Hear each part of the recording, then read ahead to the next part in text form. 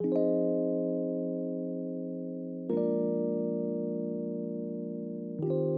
ora everyone, welcome to Breathing Space. ¿Cómo está Hopungan? I'm Marianne Infante, and today I am joined by the incredible Amanda Grace Leo. How are you, girl? Kia ora. I'm really good today. The sun is shining. It's really cold, but other than that, I'm great.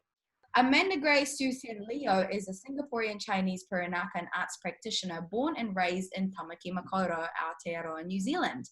She aims to explore themes of identity and decolonization through her work as an actor, writer, jazz singer, and face painter. She also co-owns the company Face Fatale Limited. That's so exciting. Yeah, it's not really face painting season at the moment, but it's something that I really love doing on the side, and I was doing alongside being an actor or studying to be an actor. Is that something that you sort of trained, or is that just a natural skill that you sort of honed throughout time? Trained definitely. So, well, both, because so basically Courtney Eagleton, who I started the company with and is a really good friend of mine, she taught me, I think maybe 4 or 5 years ago.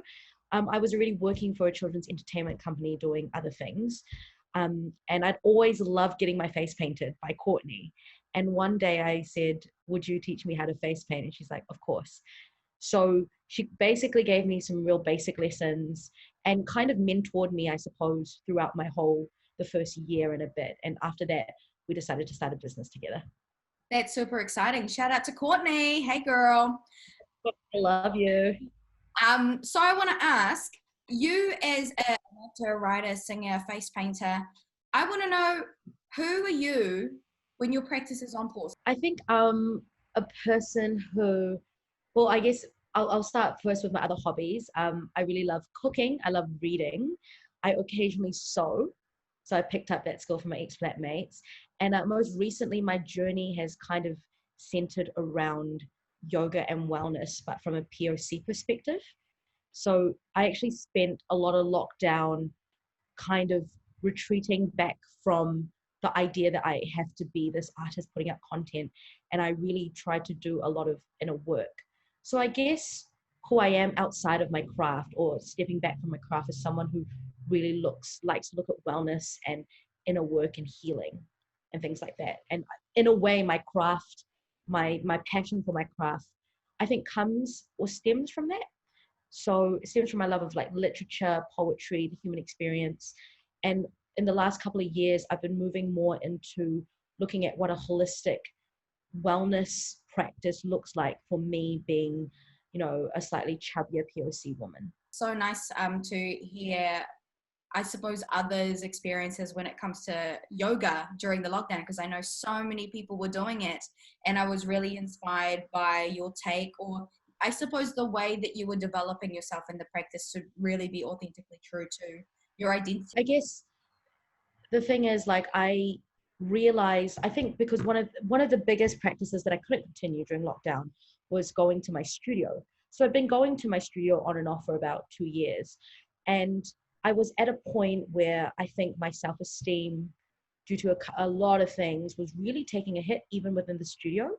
So during lockdown, I was dealing with a lot of things, like maybe, I think all of us were dealing with like a lot of issues that we might have been avoiding dealing with, just in terms of our inner work and how we feel about ourselves. And during lockdown, I did realize that the space in which yoga inhabits in Aotearoa today, the colonized whitewashed space, was something that I was increasingly uncomfortable with. And it was really causing a dissonance between the way I saw myself and the way I want to be and the way I feel pressured to be. So yeah, the whole lockdown was kind of attempting to refine what yoga means to me outside of all the marketing and outside of going to a studio.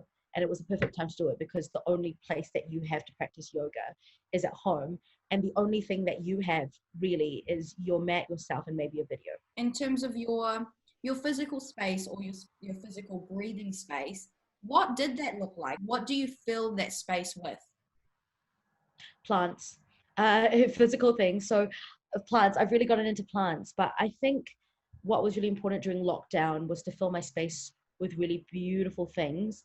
It also was a really great time to declutter. So in terms of physically creating the space I had all these plants that I was cultivating already. But it was also kind of taking practices like meditation that I'd been getting into, taking the yoga and meditation into my living space. So I guess I've always gone externally, like outside. I've left my house to do these practices.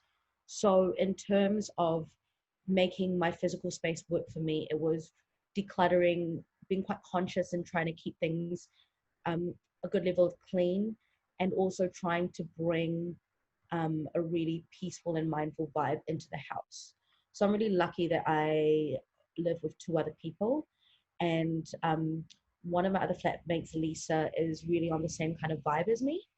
So we both made sure that we had like aromatherapy. We had all those kind of wellness tools and things that help you kind of create a serene and calm environment. Just last question before I let you go. What did you mean by fill your space with beautiful things? What do you mean by beautiful? Oh, by beautiful, I just mean things that really bring you joy. Now that's going to sound so Marie-Kondo, but it really is true. Like, I guess like if you see all the things in the shelf behind me, these are like things that I have kept, like that painting someone did for me. I've got my orchids and my little moon lamp and my books. So I think it's keeping things that serve you now, or you are very sure are going to serve you in the near future, not so much the far future. And things that when you look at them, you really do get that sensation of, oh, I'm so glad I have that. But of course, it does require you to be quite conscious about the things that you're keeping. So I guess by that I mean being mindful about the things that I keep and I choose to display in my house. And I say that as a hoarder. Like I hold on to everything with sentimental value, but I've kind of learned to, just kind of choose the things that are relevant to me now. I just basically looked at my space. I'm like, what is behind me? But I feel exactly the same way. I know this is just, I'm not, for anyone watching this, I am totally, this is not a commercial for M&Ms, and it's absolutely. I love M&Ms though. I do love M&Ms, so if M&Ms wants to sponsor me, I'm here. But this is a blanket that my mama and I bought when we both first visited London to see family members who we haven't seen for like 11 years. And just like, I actually did Marie Kondo my life as soon as I moved back into my space. So totally feeling just basically like in terms of my bookshelves, I was like, I need to get rid of things that don't serve me anymore, like what you were saying. And things that I know will nurture my practice as an artist or just me as a person moving forward. So I totally click that, and I will pen this. This is a special viewing, people. I've got like bags that of clothes that I'm like, thank you for your service. Yeah, that's the whole thing, is you got to thank each item and like let it go, right? Yeah. I think I love what you said about things that serve you like as a person, because like I feel like for so long my whole thing about like yoga or like even my essential oils or my plants are quite separate from my artist life, because I guess when I think of being an artist, I always again think of going out externally. Like even if I'm writing, I'll write in a cafe. So lockdown was a really great kind of time to find out what it means to make your home space your sanctuary. If you have to, I was thinking, if we have to live in lockdown for the next 3 months, what and how do I want my space to be with my somewhat limited financial means? And it's really quite easy, secondhand. So what serves us as people, I think, is more important in a way than what always serves, instead of always thinking what's going to serve me as an artist. Thank you so much. That was so beautiful for you to, I really, really appreciate you sharing your breathing space with me, and me being able to share my Marie Kondo experience quite recently with you. Everyone, this is Amanda Grace Leo. I'm Marianne Infante, and this is Breathing Space. Thanks, Amanda. Thank you so much for having me.